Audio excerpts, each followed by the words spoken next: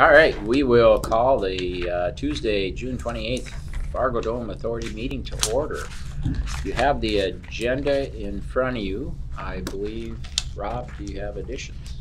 Or any additions to the agenda? Yeah, as I sent out to an email, via email to all of you last Friday, I think that you should add the, as an additional item, the discussion of the NDSU, the operating lease agreement between NDSU and the FARGODOME Authority to the agenda. All right. Are there any other additions? If none, I would entertain a motion to accept. Move to accept. Second. First by Rick, second by Dave. All those in favor say aye. Aye. Aye. Opposed, same sign. Motion carries. Yeah, the minutes in front of you. So if you take a quick look at the minutes. Mr. Chair, I'll move to approve the minutes. Second. First by Blake, second by Nancy. Any discussion? If not, all those in favor say aye. Aye. Opposed, same sign. Motion carries. Is there any old business in front of the authority? Hearing none, we'll go to new business and Rob with the general manager's report. All right, we'll start on page 5 for the financial report. This will be for the month of May, and the month is on the left-hand side of the page. The year-to-date through May of 2022 is on the right-hand side of the page. For the month of May, we had 10 events, attendance of 30,600. We had total event income of 130,000 compared to a budgeted income of 36,000, so significantly above budget. Other income of 135,000, comparing mostly favorably with the budget 138,000, and expenses for the month of 339,300 compared to a budget of 335,600, so slightly above.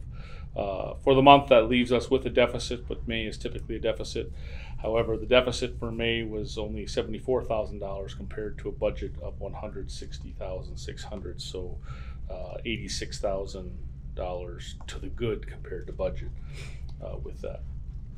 For the events, the NDSU commencement was about $10,000 above budget, with changes in rates and less cost, less conversion post-clean expense for that event. The family shows, Paw Patrol was not budgeted. As you can see, that had a net contribution of about $66,000. That was at the first part of May, 5 performances over 2 days. And the convention miscellaneous was the Fargo Marathon and high school graduation. Slightly higher than budget with the labor rate changes, things such as that. Obviously, there's a corresponding expense to that, but there. And on the meeting room side, May was a busy month in the meeting rooms for the couple of corporate events, and so we were about $8,700 above budget there. On the expense side, labor was about $5,000 below budget as we continue to have one vacancy in our food and beverage department, the concessions manager spectra position, as we continue to try to fill that. Operations expenses were about $14,000 above budget with the higher steam heating expenses, warm month, plus obviously the rate increases we've discussed. Any questions on the month of May? All right, moving forward then to year-to-date, 45 events, attendance of 166,000. We've had total event income of $1,661,500, which is 64,500 above the budgeted $1,597,000. We do have expenses of $1,970,000, which also is above budget this time by about $127,500. However, we do still have a net surplus through the month of May of $408,000, but is a little bit below the budgeted $455,000. Excuse me. On the event side of things, on the concerts, you can see it's about $152,000 below budget. That's with 5 of the 6 concert budgets running through. As we've talked about, we budget our concerts on an average. Elton John or attendance 8,500 per caps. So when you have a show, a couple of Christian contemporary shows that you don't sell alcohol out, that skews the average one way. When you have a show such as Elton John with 18+ thousand, it skews the averages the other way. So it's just kind of the way route it goes. Again, family shows, as we talked about with the Paw Patrol, Goodyear family shows, people were anxious to get back to the building. About 120,000 above budget with the spring, the rodeo and the Shrine Circus both having the return since 2019, and then the motorsports with the strong attendance on that one. Operation expenses, labor continues to be slightly below budget with everything going on, and then operations, the expenses obviously with a very cold, icy, windy winter, spring, and then kind of somebody turned the heat on pretty fast in May time period. Had some big swings which require lots of energy usage, so about $100,000 above budget there, also with repairing a lot of snow removal equipment. Any questions on financials? Nice start. Nice start. Yeah, nice start to the year. Yes. I guess before we go into the upcoming events, can I make a motion to accept that the FDA level to accept the May and the year-to-date financials as presented? You can. Second. A second by Rick. Oh, man. I think we need to roll call that. Yep. Oh, we do. I'm sorry. Yeah. Nancy? Yes. Troy? Yes. Blake? Yes. Mike? Yes. Rick? Yes. David? Yes. And is yes. All right. Upcoming events? All right, moving to page 13, since our last meeting, which was May 31st. Happy Harry's Rib Fest came off again. Looking at the past 2 weekends of weather, I'm saying we got the best of the 4 weekends right now in May. I've realized there were warmer weekends, but they were definitely stormier and much more windy. So that was Wednesday the 8th through Saturday the 11th. Good attendance. I think overall right around 42,000 for the 4 days, which is great. Still saw our lunches were down a little bit each time, but I think again, as we said last year, not everybody's back working at their offices. And, we had good crowds, and evenings were good crowds, good food and beverage sales. Overall down slightly from last year, but nothing to be alarmed about. Our media partner, Radio FM Media, did a great job with sponsorships and things such as that. So overall should be a pretty good, fair result for the event. Then went a little quiet in the arena as AstroTurf, we're supposed to be starting the football turf installation, but NDSU did utilize the lobby and some meeting rooms and locker room areas the last 2 weekends, Thursday through Sundays, for their individual football camps. Which takes us to today. Questions or anything from the group on past events? Yes. Happy Harry's had a couple of new vendors this year, is that correct? That were there? There were two. One cooker was new last year. Bernie, is that Carolina Rib King? They came in last year, and then this year we had another one, Buckham with a B, Mike. Barbecue was a new one this year. That's the Buckham one has an affiliation with Cowboys Barbecue, Okay. but they're two separate teams that travel to 2 different teams. And how did they feel the atmosphere, and were they happy with their results, or being new, or don't you know? Extremely happy. Okay. They continue to say Fargo's one of it's always in their top 3 revenue events. Yeah. Good. So yeah, I know I did speak with Enrique from Cowboys, and they were very pleased with all of their lunches, which they really love, and then their dinners. Their Saturday lunch was a little bit slower for the first time in a while. But we'll tweak it and look at different things. But this was the second year we did not do the bouncy houses. Yeah. operationally, we really like that because it gives us more space to do different things, spread things out, and those rides, attractions, and wind and rain don't like each other. And wind and rain is usually something we have at Ribfest, Happy Harry's Ribfest, so it does take an actually pretty large load off of our minds as we look at all that. Okay, thank you. All right, moving forward then. In July, USA Wrestling will start moving in on the 12th or 13th, that Tuesday or Wednesday. Their competition starts on the 15th, Friday, I believe, and will run through Friday the 22nd. We'll get them all moved out of the building, and then we'll have our next meeting on Tuesday the 26th, which will be the day before Machine Gun Kelly is here in the FARGODOME. So, and then we have that next weekend, the FM Red Hawks or Fargo Blues Fest will be using some of our parking lots for camping spaces while Blues Fest is going on at Newman Outdoor. Questions, comments, anything from board members regarding past or present or any upcoming events? I did attend the Rib Fest, and I thought it was really, it was clean, it was well, I think, managed. It went really well for us anyway. Thank you. Yeah, it was, we obviously just focus on the beverage side of it. We don't really do any food side of it, but we obviously got our sodas and our beer and lemonade, smoothies. But yeah, it's a good event. It's 27 years, I think. 8 years. We've tried a lot of different things or thought about different things. How do we make it bigger? How do we do this? How do we make it more of a revenue generator?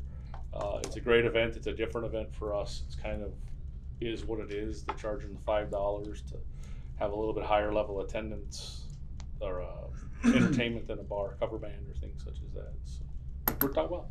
Good. Yes. Just any effect of that last minute cancellation you had to deal with? Well, hard to say, but I would.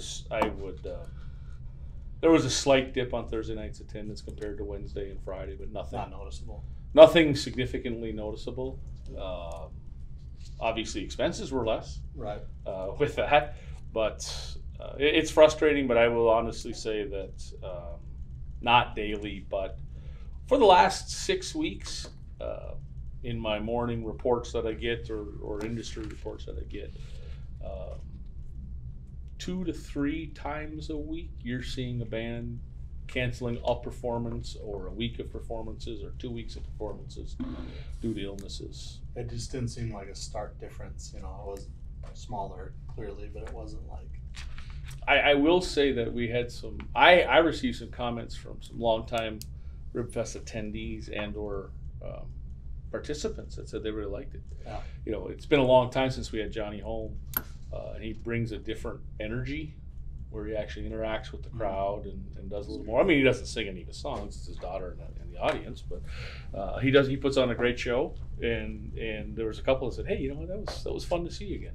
Because it's been many years since we've had him. So. Thanks.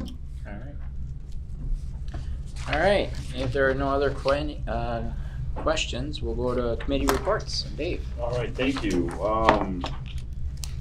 May financial reports, those have been approved and accepted at the FDA level, so we'll check that one off. We'll go to project updates. Rob shared the project updates on the turf.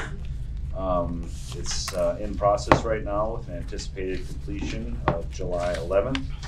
The fire alarm project is in the final stages of completion. TLS entry, the project is in final stages of completion. And then the escrow balance performance was presented through April 2022. We're down 7.84%. You can see more detail on page 19. And the additional items that were discussed was brought forth that Susan noted that the city is putting together an RFP for an auditor for FARGODOME, and the FARGODOME plans to roll into the city's RFP.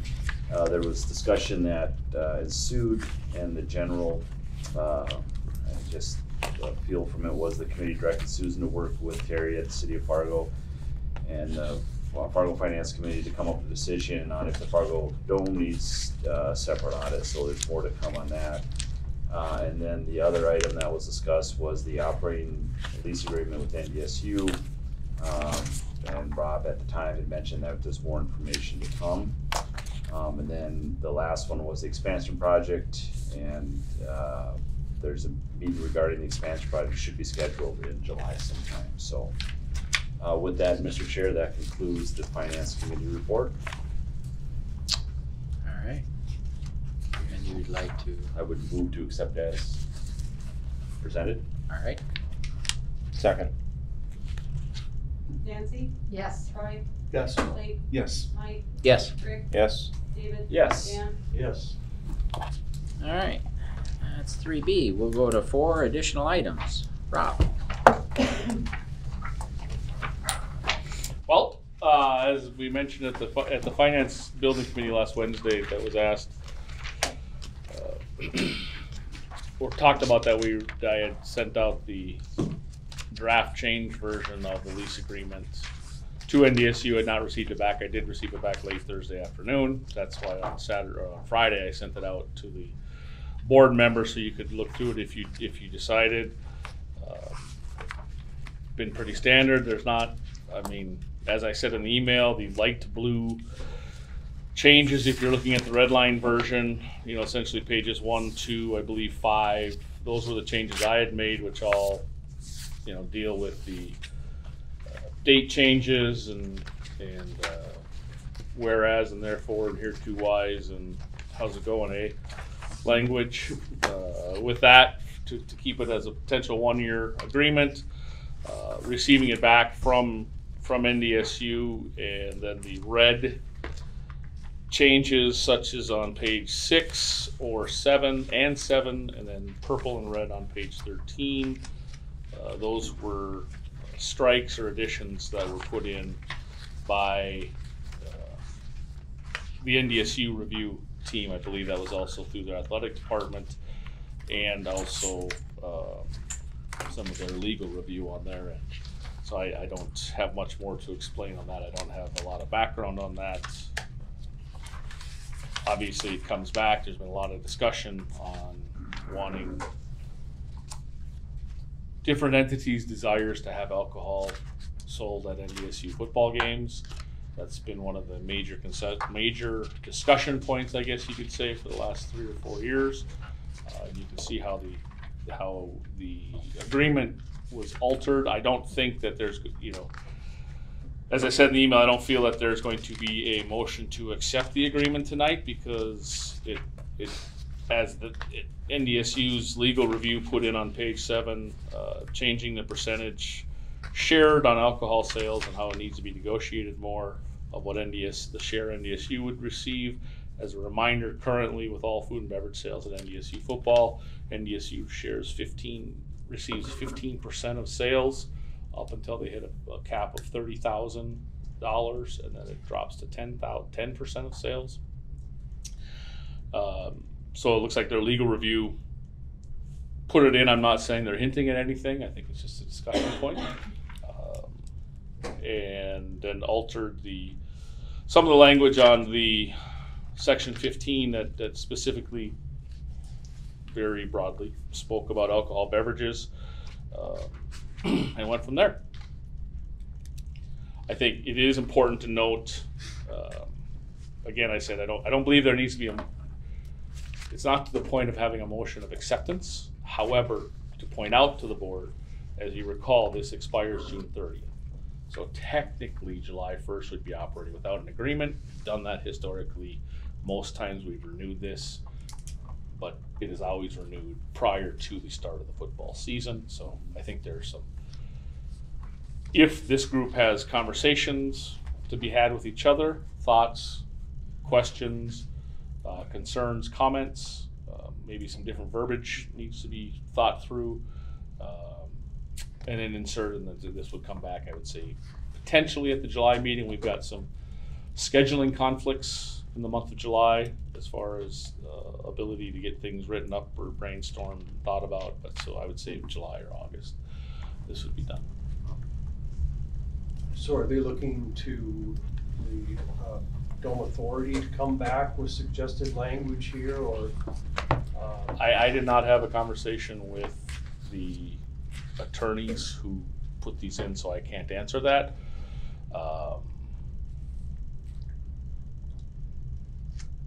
think, Rob, if I could, I was going to hope one of the board members would step in. I think the goal of the revisions in the lease was basically to determine language that would allow us to continue to negotiate under the premise that if we got to a point with all the logistics, operational concerns, that alcohol could be served as soon as this fall, or when we get to a point where we're comfortable.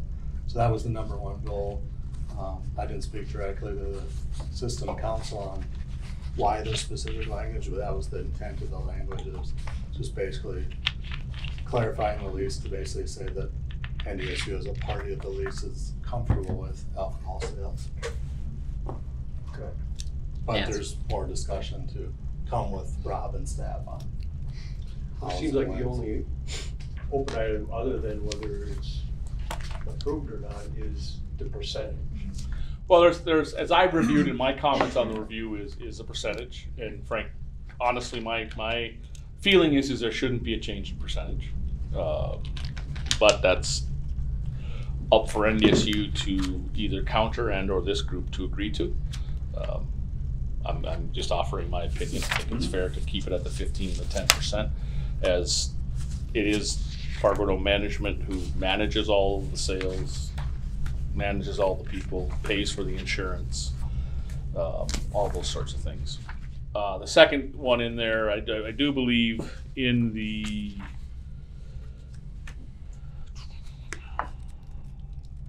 page 13 on the section that says is specifically alcohol beverages, the new item A where it says the authority reserves the right to serve beer products, alcohol and non-alcoholic, at any NDSU event. Beer products is not the right term. It would either be a malt or just alcohol products. Our license allows us to sell anything, any type of alcohol. We do not, as a general rule, we do not offer liquor or spirits on the general concourse. We would not do it for NDSU football either at this time. But there is, you get into definitions that I don't have the full answer for and wasn't able to get it in this short term, but there are a lot of different drinks out there, or canned beverages, prepared beverages, known as RTDs, or ready to drinks. So you've got your vodka drinks, you've got your Bloody Mary drinks, you've got those types of things that used to be referred to as malt beverage drinks, and that's kind of what our license had originally started off. But so so I think there's just some verbiage there that we'll have to search out and put in regarding that, and then it would be the percentage. I do, Nancy, you had your hand. Well, can I just jump in, Ron, and I'll get to I don't know, you're the chair. Okay, I will. Just to clarify, so your percentages, you would recommend following what is in the concessions language of the 15%, the 30,000. 15% up to 30,000, 10%. Just be inclusive, that just would cover all. That would be the percentage that would cover all food and beverage. And would the 30,000, would that be a different 30,000, or would the 30,000 be? No, it would just be, we wouldn't separate out We wouldn't separate. alcohol, Okay, not I just wanted alcohol to- sales from non-alcohol sales. It would just Separate. be food and beverage. Okay, food and beverage. Okay, I just wanted to clarify. Again, That's your recommendation. that is my. Well, of course, I'm going to come across with that. Okay. Now, if somebody else wants to do that, I think there's a variety of things. Maybe you don't have the cap. Maybe there's other language in there. It's a pain to have to separate different types of sales within the food and beverage language, such as the food and beverage stuff. But it can be done. Well, Rob, just to me, you're going to be talking to these people from the next month, I'm assuming. It seems like a good start. Yeah. At least from what your suggestions, it seems like a good start to me. Just, we've already got it in here. We'd like to keep it that way. Yep. I'm not sure if you get consensus on that, but I would think that'd be a good way. I'm waiting to hear one more comment from somebody in the group. If it's not made, I'll make it. But Okay. Nancy was gonna say. Just Nancy's So next. here's my concern, here's my comment about this. In both of these cases, and excuse me, but the reason I have this on is I've been exposed.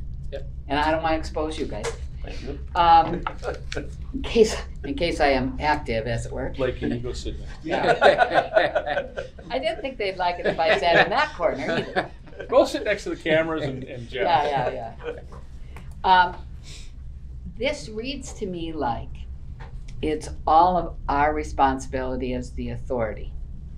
And I think in fairness, there should be some mutuality language as opposed to, we really don't have anything to do with it as the university. The authority has everything to do with it. Well, yeah, they do have a lot to do with it. And I think, so that's something that occurs to me in how it's written. The other thing is we had talked about space and where and how you do that. Well, if you had space available so that you could actually corral it, as it were, I use that word literally, that's very different than bringing everything into the auditorium. I think, personally, then there's no mention of anything like that here. And is that a need, an interest, or should that be part of a situation like this? I don't know the answer. Those are just my thoughts about language. Question, Yeah. so would it be fair to say that the reason there isn't alcohol right now is because it's NDSU's choice, right? And so I think it would be fair to say that it's the choice, was the choice of NDSU, and the FARGODOME Authority agreed. So to Nancy's point, would language in there that says, should NDSU decide to have beverages or alcohol beverages at a future game, here's the terms, so that it's, as you said, put back on them, that if you decide to do it, here's how it would be the revenue share, for example. And I had a similar question on the way it was written. I didn't ask the question directly of the attorney that reviewed it, but the answer that I got was by signing the lease, it's basically saying we agree to it. Yes, they take the Yeah, language but it's out. how it's presented. You know, language is an important thing. And I think if we both want that to happen, that's fine. In the case of the other events that happen here, where there is alcohol, and I'm not trying to, it's not the Supreme Court. I'm not trying to extend one thing to the other, but it feels always to me like it's mutual. Because if Elton John says, fine, fine. But if Mercy Me says, then, no. In other words, I don't think I think if that's already happening, whether it's being done by language or not, I don't know, but mutuality feels like it should be. So I did spend the better part of the last 3 days thinking to myself, Oh dear. well, Rob, what questions are they gonna have? So I did actually Woohoo. print off lease agreements, both from concerts, Uh-huh. that both had alcohol and had sales requested not to sell, Mhm. and a trade show. They generally say the same things. Some of these agreements are with larger promoters who have a lot of control, so we sometimes alter some of our arrangements. So the promoter might have more of the language than the individual. Well, they tweak the language that is written so broadly. So basically, the first 2 pages are from an agreement from a concert. It starts at the bottom, and you can just see it really all basically says the same thing, and it does say where it addresses concessions, catering, and then it addresses alcohol beverages, and how all of them do state that all rights to the sale and distribution of alcohol beverages are reserved by the lessor. Lease agrees that no alcohol, blah, blah, blah, blah. The lessor shall solely determine the types, brands of alcohol beverages to be dispensed, the methods of selling and distributing alcohol beverages in the events during. So it's pretty much the same. That's the first 2 pages is the same lease. The third page is it just happens how the formatting ends up. That's from another concert, but you can see that alcohol beverage is there. The fourth page is the one actually from a Christian contemporary show to be where you can see when if a promoter doesn't want alcohol sold, they write it into the agreement, and then they initial it. I sign it or initial it and say, okay, we'll agree to not do that. Obviously, that affects a lot of the other negotiating pieces. And then the last page is just how it's written in our general contract lease agreement with a trade show, which is the general, all the rest of it. So it generally states, you know, it is the lessee's decision or lessor's decision, which is the authority. Yes. And I know I've brought up in the past on this where that item D that was added is kind of written that somebody on the NDSU side may go, well, that wasn't us, that was the authority made that decision. I do see and agree a little bit with Troy's point and others that have said, yeah, but they signed the agreement and it's well known. I think I've had it verbally stated that there would be the desire. I've not received anything in writing from any administration. I believe there's been lots of conversations between different NDSU entities over this. It does make it, you do take a risk by assuming, but I think we've been assured that there have been conversations. Now, how that is portrayed in language, lawyers could tie that up for 3 years. And that's not necessarily my desire, but my thought is, if we're going to agree, then we say that from the very beginning. Right, and I would say that then also to one of your other comments, Nancy, where you had said it's not addressed or not hasn't been discussed. Is it in a corralled beer garden sense, a off concourse area, versus just in the general concession stands? The intent for us to sell it based on available space, how we move things around would be this would be in the general concession stands. Okay. I do not have intimate knowledge of how other facilities do it, although I do know entities such as the Alaris Center and UND, when they first opened and had alcohol at UND football, they were in beer garden areas. Now they're all over. The University of Minnesota at Huntington Bank Stadium, I think when they first introduced it, was in beer garden areas. Now they're all over. Well, and I think I just saw South Dakota State or SU University. Well, the state legislature, because the university owns and operates their football venue, so it makes it a little bit different situation here. But they did vote to allow alcohol sales at athletic and performing arts events.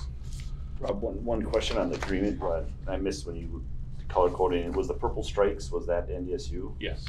So I mean, Troy's point, you look in there and they're purple striking the language right there. Yep.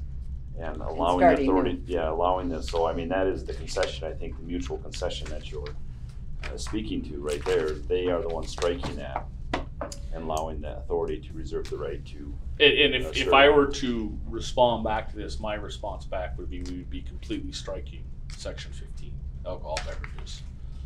But taking some of the language, like the new A and B, and just putting it into concessions. Item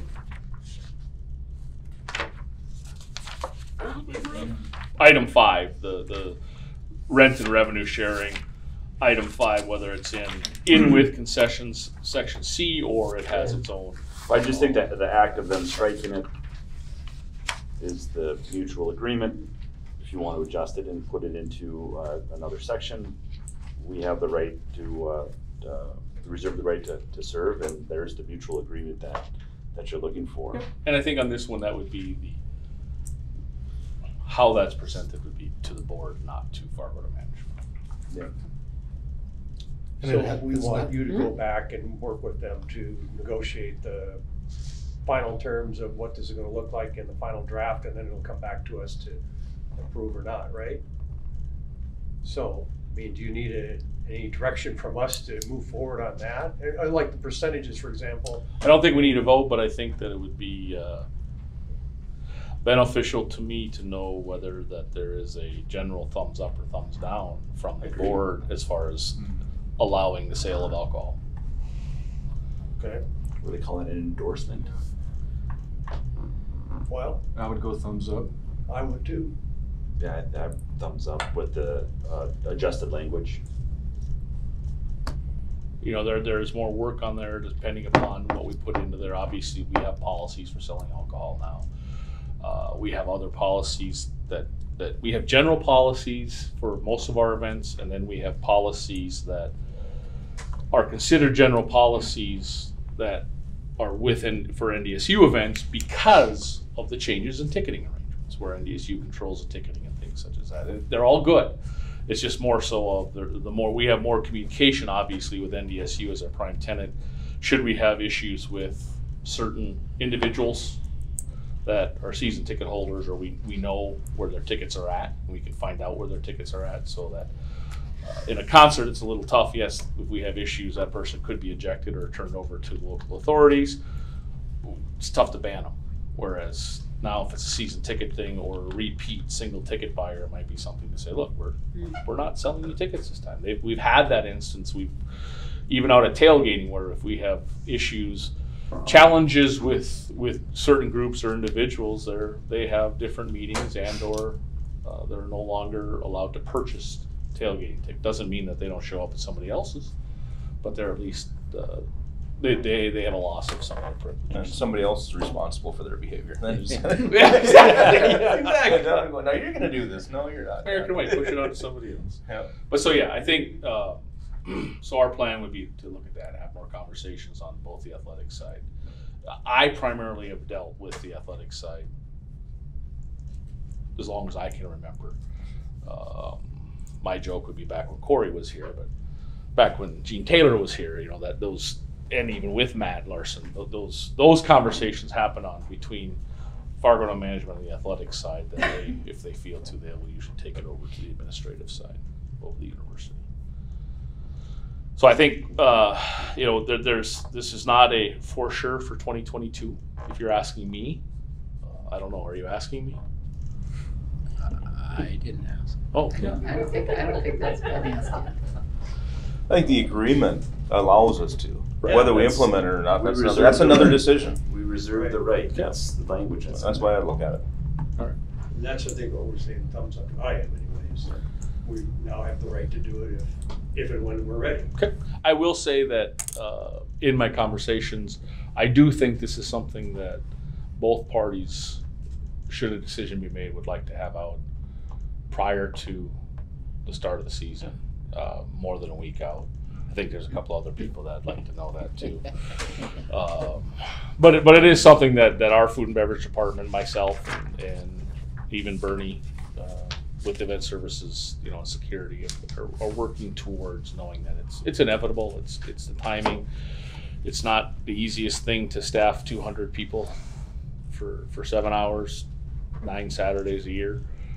But we're still, you know, working through all that and talking to our volunteer groups and our other things. And obviously with the city of Fargo, we do follow all of the server training rules that are in place for that.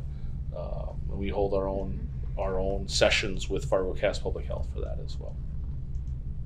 So it's not a 3 clicks of the heel or the wink of the nose to get this done, but it's something that we've been working towards for a while.